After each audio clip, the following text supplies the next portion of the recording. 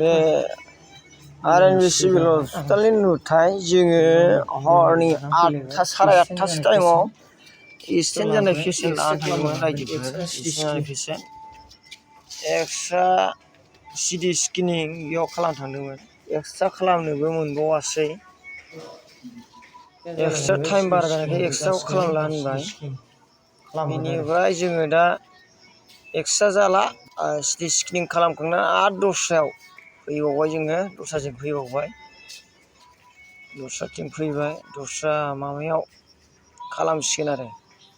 दा बे RNB civil हस्पिटालनि नुथाय आरो नायनानै ला रायजोफोर जों दा पेसेन्टखौ लाना फैबाय माबानानै ओमफ्राय नै सिटि स्केनिं खालामबाय बेयाव सिटि स्केनिं खालामबाय बिनिफ्राय सिटि स्केनिं खालामखांनानै आरो मोनसे जायगायाव लांबावगोन आरो बेयाव फैबावबाय आं बेयाव एक्सरे खालामनो फैदों नैबे माबामोन नार्जारि